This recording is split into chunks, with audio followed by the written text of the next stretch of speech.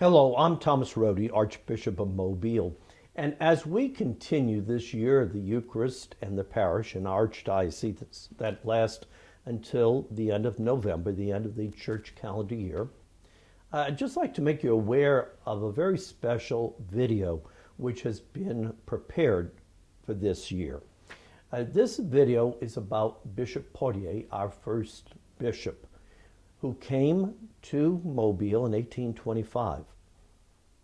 Now, we intended that this video, which is very well produced, would be our contribution to the 200th anniversary of Alabama, but because of the pandemic, all that was delayed. And so now, even more importantly, it is our contribution to this year, the Eucharist and the Parish, where we remember the rich history that our parishes, our diocese has. Why study about Bishop Portier? Why learn about him? Well, first, he was a man of faith, and his example of faith should speak to us. He grew up in Lyon, France, a very cultured, large city in France, the second largest city in that country. And he left all the comforts of a developed city and came to the American frontier as a young seminarian, and he knew what he was getting into. This is the English translation of the brochure which was distributed to the seminarians in Lyon, asking them to come to the American frontier, asking them to come to Alabama and serve as priests. This is what it said.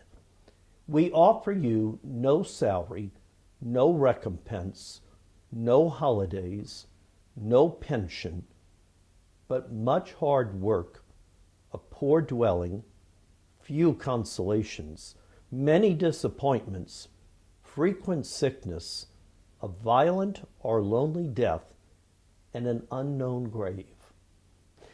That's what he read, and he responded to it.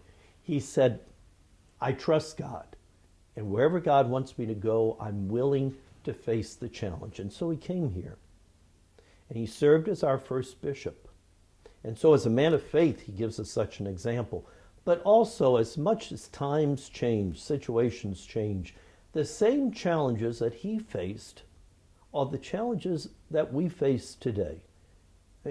He faced basically 6 major challenges as bishop. First, how to spread the good news of Jesus Christ, especially to the young, in a society that didn't support the faith. Now, let's not have any misunderstandings of what the American frontier was in 1825, what Alabama was. There were no churches or schools. Towns were just being built, just being developed. And so the society wasn't supporting the faith. And so he had to spread the faith without the benefit of churches and schools. A second challenge that he faced was serving the poor. Yellow fever epidemics had caused so much distress among people. The breadwinner of the family would die, or both parents would die, and children were left orphaned. And he had the challenge of helping the poor. Third was priest. When he became bishop, there were no priests in the diocese.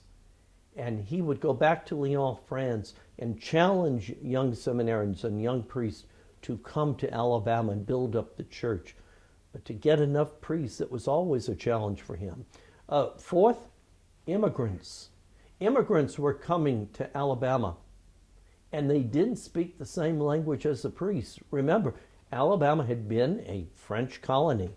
The priest in Mobile and Bishop Portier himself came from France. The people spoke French. The priests spoke French. But the new immigrants coming from Ireland spoke English. And so the challenge of ministering to immigrants who didn't speak the same language, Bishop Portier struggled to learn English.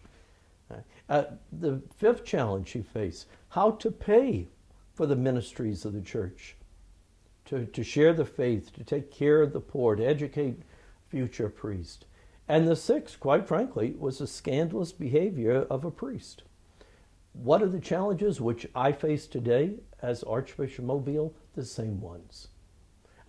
To spread the good news of Jesus Christ in a society that doesn't necessarily support the faith, and especially to spread it to the young people, to take care of the poor in our midst, to encourage vocations, to minister to the immigrants who are coming to our archdiocese and who don't speak the same language as the priests do, to find the money to pay for the church ministries and to deal, sadly sometimes, with scandalous behavior.